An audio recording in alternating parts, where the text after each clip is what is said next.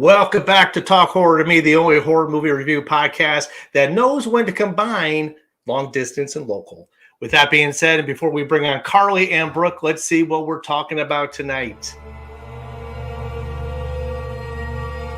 Tonight we review 2022's The Black Phone. The Black Phone is a 2021-2022 American supernatural horror film directed by Scott Derrickson from a screenplay co-authored with longtime collaborator C. Robert Cargill. The film is an adaptation of Joe Hill's short story of the same name from his collection of short stories, 20th Century Ghosts. The film stars Mason Thames, Ethan Hawke, Madeleine McGraw, Jeremy Davies, and James Ransom. In The Black Phone, Finney Shaw is a shy but clever 13-year-old boy who's being held in a soundproof basement by a sadistic masked killer. When a disconnected phone on the wall starts to ring, he soon discovers that he can hear the voices of the murderer's previous victims, and they are dead set on making sure that what happened to them doesn't happen to him.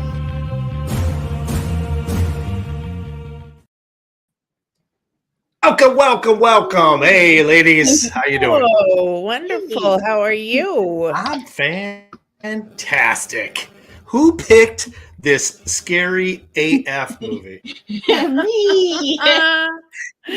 Oh, no. Wow. Where'd She just mic dropped right there. She's like, it was me. Well, I guess what we'll have to do, because we know that Brooke would be the last to speak about the film. Yes. Carly, what did you think of the film? Oh my gosh. I loved this film. You all know that I'm big on psychological horror, which is, I love it. And I was screaming at my I kept yelling at my computer screen because I was watching it on my computer, right? Oh, okay. And I kept yelling at my computer screen, "Oh my God, stop it. Don't go up there. What are you doing?" And I liked the supernatural aspect to it. It was a nice twist, and I went into it blind. I didn't know anything other than Ethan Hawke was in it. Okay. And so I'm just riding blind on the whole thing, and it was fantastic. It was fantastically acted. I wanted to kick that father's ass. Yeah. Up and down the highway. He was abusive. The kids were fantastic. Oh my God. Yeah. They were so amazing. And that little girl, the way she was talking to Jesus. I was like, let him have it. Yeah, I loved this movie. Good. I loved the ending of it. I like Brooke was saying when we were off air, I don't see how they're going to do a part 2. But oh my God, what a great pick! That was a great pick, Brooke. Yeah. Thank you. Yeah, so Brooke, while you left, we decided to do the normal tradition because you're going to go last. So I will go next in my thoughts before we get back to you, Brooke. Yeah, I agree. The child actors, amazing. Ethan Hawke has had a string of like psychological and supernatural and horror flicks under his belt, even since The Purge. Like he keeps doing strings of like Daybreak and The Purge, and now this Sinister. I mean, he's done so much in the genre lately. It's almost like that's like his new home, and I love him. I love what he does. I love what he brings to the table. He was a very deep and twisted character as a serial killer. I love the fact that it was period. That was the 70s. I love that it was like kind of small town. I loved kind of like how people reacted to it. I don't know. It just was well paced. I love how they introduced the characters so quickly and with like, exactly what these kids are about.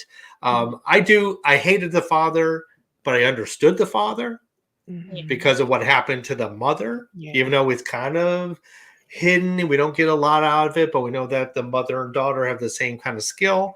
And, so I can see why he would not want his child to have that curse. So the daughter's got a curse. The son's now, I'll spoil it, kidnapped.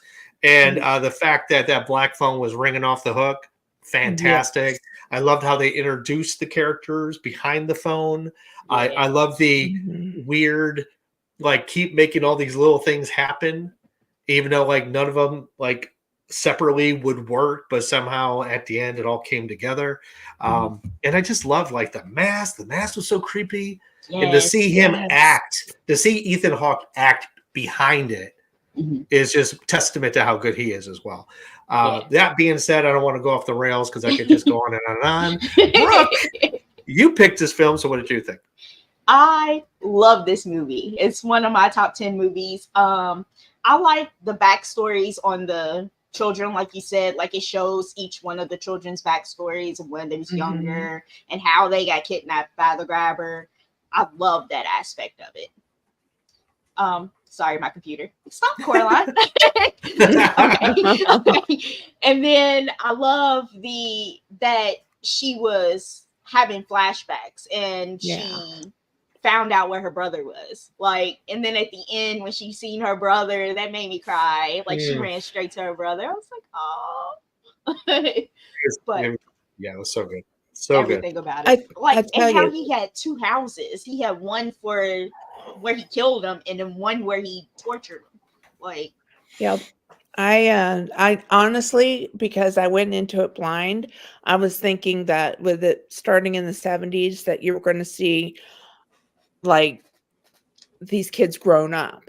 You know, like they have the one disappear and then the kids grow up and then no, I loved it. I loved it. And that string of killings was not over a long period of time. So it kind of gave me a It vibe where all the kids kidnapping disappeared posters. It gave me a Silence of the Lambs vibe. Because when Agent Starling goes and sees Buffalo Bill at his house, so it kind of got that weird, like, man, you're right there, but you're no closer to find the kid kind of thing. So there was a lot of echoes of other psychological thrillers or suspense thrillers in this. And I think Scott Derrickson, who directed, also he had done some Walking Dead stuff, I think. Just the way it was handled and just like so tight.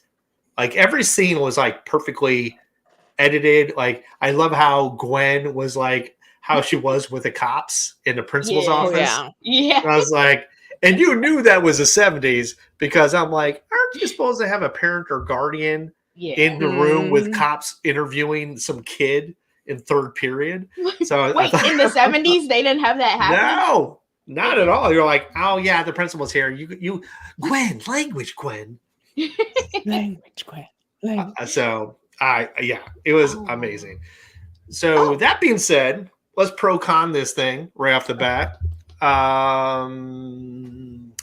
Carly. Oh man, the pros. I love the way it was shot. A lot of the ghosts coming up, and it had me, like I said, yelling at the screen quite a bit. Love that. Cons. If you have to think about it, there's not any. I'm joking. The con is that father. I understand him, but when he was beating that girl with that belt, I just wanted to go through the computer screen at him. I don't blame you. No corporal punishment. I've been there. It ain't right. I've been on the other side of the belt. So don't get me wrong. So have I. My pro ever did that. You are very lucky. Yes. The pro is everything about this film. It's the acting. It's the story. It's the pace. It's the twists and turns that you don't know how it's going to end up. Even though this kid's being helped by voices over the phone, and he's still no closer to getting out. Even when he did get out and got chased down, I'm like, people, keep your porch lights on. Anyway, hurt my heart that he was like, and that like really was like intense for me to see somebody get so close of getting away and then not. Yes. So that was crazy. Gwen, amazing. Robin, amazing. Just Mhm. love these Robin. kid I actors. I love thought they were Robin. so Love good. Robin. Yes. It kind of gave me like an Outsiders vibe too, or like a Goonies Yeah. vibe. Josh Brolin in the Goonies was very much seemed like a Robin, you know. My con is the police department. I mean, how bad and how dumb do you have to be as investigators where two things happen? One, you turn to a girl who supposedly had dreams, and you're like, you knew something that nobody knows about. Tell us what you know. Yeah. And then two, hey, you know, this guy that they come find has the whole thing figured out on a board, and they're like, hey, yeah. If you see the kids, come talk to us. It's like they didn't even look at his board of conspiracy theory about like who had done what, which was another awesome part of the film when it all plays out.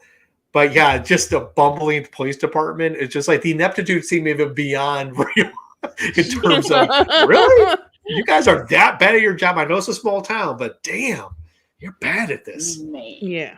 How about you, Brooke? Okay, my pros is I love the concept of the dead voice talking to Finney, giving him clues, giving him ideas. He was like, hey, you know, the lock on the door is my bike lock, and I remember it, and I wrote it down. And I'm like, okay, that's good. And then how Robin taught him how to fight. He was like, one day you're going to have to defend yourself and stick up for yourself. And he taught him how to fight. So, yeah, I love that. That was my pro of the whole movie, was Robin teaching him how to fight back. And what about the con? The con, I didn't really have any cons. I love this movie. There was no cons for me. But I do have a fun fact. Both Ethan Hawke and James, the brothers in the movie, they both played in Sinister as the cop. And they both played in Sinister. Okay. So I like the chemistry between them two, because they worked together before in a horror movie. So yeah, see, it all comes around. So with that, let's move on to our favorites. Now, we did the pros and cons, but what is your favorite moment in this film? Where are we starting? I don't know. Carl, you start. Yeah. I got to say, when the brother zeroed in on that map and that light bulb went off, and he's like, oh. He was doing coke too at that time. He was like. That's why he was so good, because mine was open. And of course, you know that. But that I loved that part of the movie, because I was like, yes. Oh shit. Oh damn. So close. My favorite, again, from a horror film perspective. Yes. Even though it is horror, but it's psychological, it's suspense, it's supernatural. My favorite parts, in several parts, was every reveal, because I've seen this film before. So every reveal of a dead kid still made me jump. Yeah, when they was water dripping, that wasn't water dripping. I'm like, oh man, it's like I should have remembered that. But they were like just perfect. I was like, they're there, and they're jump scares for the audience, but they're done in a way that's like, listen, that's just the way a ghost is. So I like the fact that it was just so well put in. It wasn't like where the crescendo of music and then the jump scare, and it's just there to scare us. It just was a nice pop that I thought that Scott, the director, I think it just did a great job of like just put them in, and also gave you a hint of like what they had to endure. Which yeah. So I think in those ways, even Brooke said, I think, like the backgrounds, the origin stories of each of these kids, whether it be their abduction or like one big point of their life, how they interacted with Finn. Because you got to remember, all the kids somehow interacted with Finn in different ways. Either what we saw at the beginning of the film or in the flashbacks that we saw that he had some way that he was connected with those kids. So that was my favorite moment. Ms. Brooke? My favorite moment is still when Robin was teaching him how to fight. I don't know, because I guess when I was a kid, I didn't stand up for myself, and seeing a little kid stand up for himself, I was like, hell yeah, I'll get him. Like when he put the dirt in there and he was beating the shit out of him with that phone. I was like, yes, Oh, yeah, he was. get him. Like I was just cheering him on. So were you taking notes, Brooke? Were you taking notes of like, okay, fill a phone with her? So I wasn't the only one yelling at my screen. Okay. I was like, don't stop, keep hitting him. Oh my goodness. I am been broiled with a violent lot of people here. And I know. But when he was strangling him, I was like, yes. And then I heard crack. And No. Yeah. The dog looked concerned in the corner. The dog was like, hey, I ain't gonna mess with like, him. hey, I don't know this guy. And then I don't know the this freezer guy. came into it too because take out of the freezer.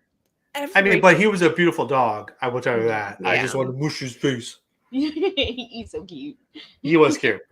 But it's so let's talk about the grabber.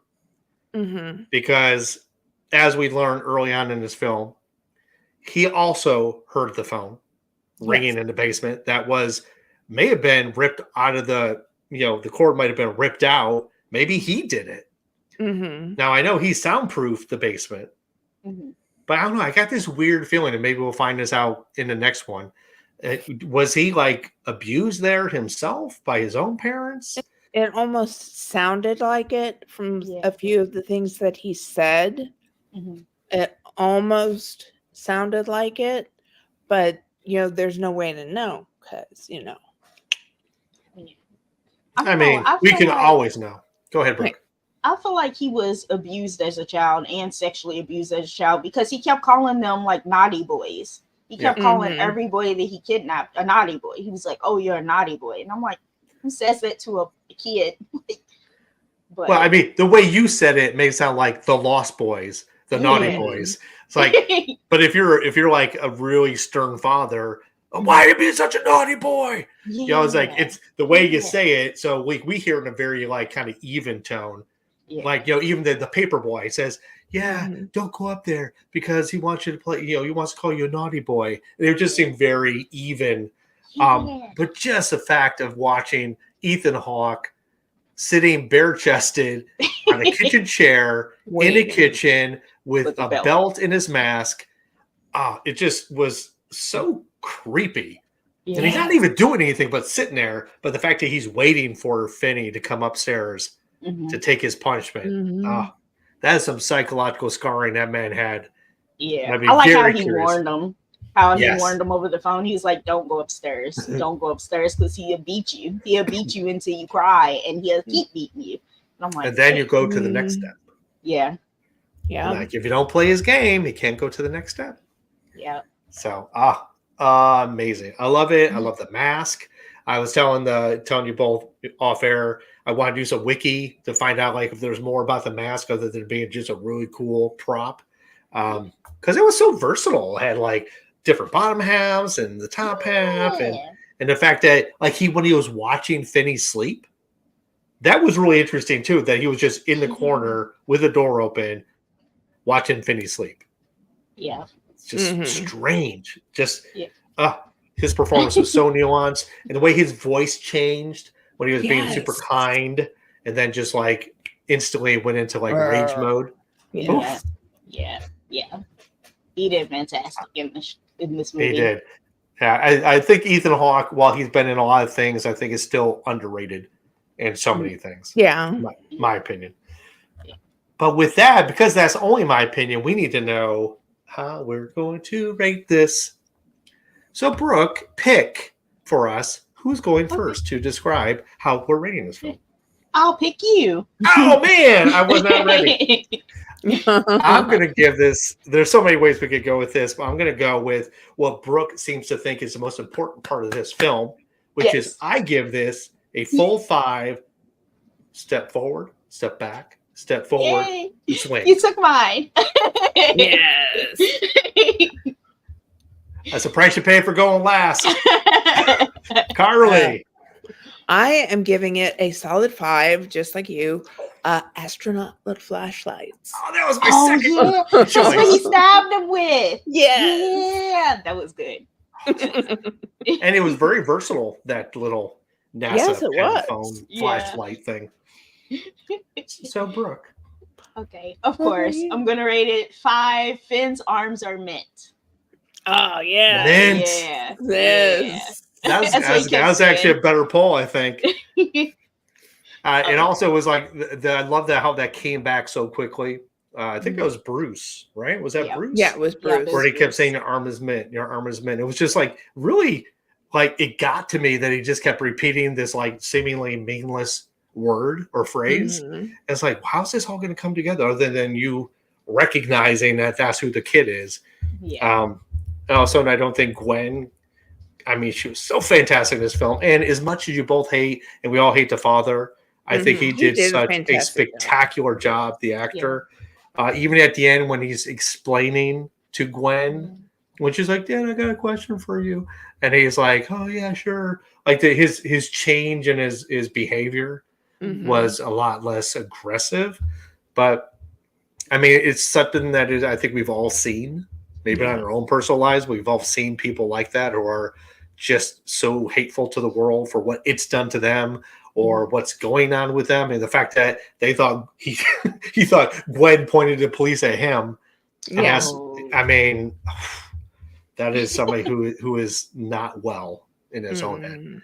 So I want to talk about how Gwen stuck up for her for her brother whenever they was beating him up. Oh yeah. I forgot about that actually. Him out. Bam. I like the fact that like she cold cocks a guy with a rock, and then he ends up at the fence. She gets like flipped over. She ends up at the fence, and they're all like sitting next to her. So they're like, "Hey, what's up?" Yeah, I got beat up too. Guy's just like bleeding. Although she came back from that bloody face pretty fast. So I don't know if there was more. And that's, I think, the one thing I am critical about is that the pacing of the time was a little.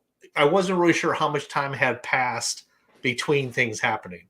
Yeah. Like Bruce goes missing, then there's posters up, and then Robin goes missing, and then things happen. It just seemed like there was an unknown amount of time between events that like you really weren't sure. Oh my God, there's a dog behind you. Come on, man. Oh no, it's a rapper. Beware, Coraline. Oh, by the way, Coraline's coming back into the theaters for like this fall for like a one-time only type of deal. So be on the lookout, Brooke, for that if you're interested in going to the theater for that. So with that said, we have to go on to the next thing. Oh, yeah, go ahead, Brooke. Oh, I did want to talk about at the end when he walked into school and everybody was like, that's the kid. And the one that bullied him was like, he is bigger. He was, yeah. And I did like the end. I thought the ending was sweet. I just hope that that's his happily ever after in the sequel does not destroy that in some other weird ass way. But that's for next time. But what else is for next time is the next horror classic. While the Black Phone is amazing, I think it's going to be one of those iconic films for years to come, especially like The Mask. Yeah. Because it's like, you can see people wearing it for Halloween, just a story so tight and well developed. Who is next? Carly Yates. Yes. And yes. And going off of one that I recently did, I would love for us to do Aliens. Is that with a Z? Oh, with the Aliens. Yes. Okay. Now, Carly. Yes. You seem to like the sci-fi horror. Yeah. Now, here's the thing, though. Just to be warned, this is not necessarily a horror film. It's a monster movie with alien monster xenomorphs, but it's a lot less creepy, sinister, suspenseful than the first film. Because it's actually more, I think it's more geared to be like action, because there's a lot of action in this film, which I love about it. So keep that in mind. So it's not the same vibe; it's a different vibe. It's horror adjacent, I would say. It's still scary. Okay, when you got like a 500 xenomorph aliens coming after you, shit gonna get real. So that's Sojourner, or however you say her name, Sojourner, or whatever her name Sigourney. is. Sigourney. Yeah, does she make an appearance in it? Oh, she does. Hell yeah. Well, it's going to be good then. It is good. James Cameron took the original idea. Hulu, Disney Plus, and Max. Yes, so plenty of options. Options. So just remember, Ridley Scott did Alien. James Cameron said, "You know what I want to do? I want to just ratchet this film up and this IP up." And he just crushes it. Now, to also let everybody know, Alien Romulus is coming out soon. Yes. In the theaters. Now, that film is the sequel prequel because it bridges some of the gap between Alien and Aliens. Okay. So if you're interested in going to the theater to see that, Alien Romulus is coming out soon. And I want to give a big shout out to Ryan Reynolds, my biggest fan. My biggest fan. My biggest fan. Because Deadpool and Wolverine, I thought was freaking off the hook. I thought it was hilarious. So it was good. It was fantastic. I know it's not a horror film, but it was one of the few films I've gone to the theater to see this year, and it did not disappoint. I'm gonna have to take a day off work next week to go watch it. Do it.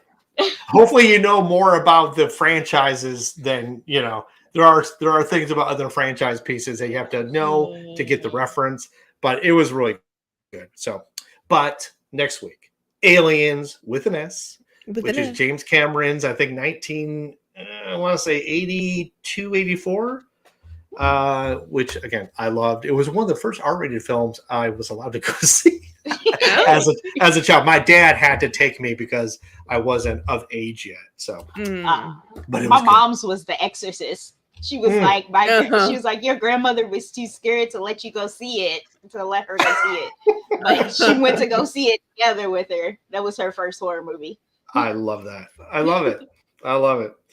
So, any last words, Miss Brooke, about this film? You was gonna say Carly. No, I was gonna say Carly. I was like, wait, but Carly's next week. What am I doing? So, Brooke, what? Give us some last beautiful pointers about the Black Phone. Okay, if you like, I don't know, pina coladas. If you like good horror movies, I would say go see it. It's not really horror; it's more like thriller, I guess. Yeah, I don't know, but yeah, it's worth it. It's definitely worth it. You made bank at the box office. Yes, it did. It made a lot of money. Horror films and horror adjacent films always make buffo bucks because they're made for a shoestring and always do a big return. This one I think did 10x. I think it was like 18 million production budget and like 160 some million in the box office.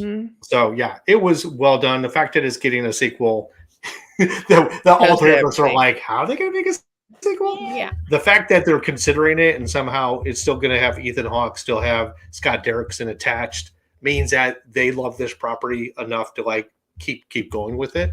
So I'd be very curious what they make of it. Kind of like the what's the other film that you love, Brooke? Film series? Not Sinister, Insidious.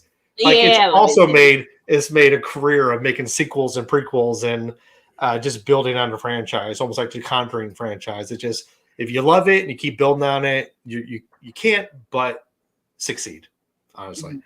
So with that said, my lovelies, another half hour of horror conversation has come to a close this Sunday. And unfortunately, I will miss you until next time. Aww. Much love. And I have all the love for you, Carly. Thank you so much for being here. But bye.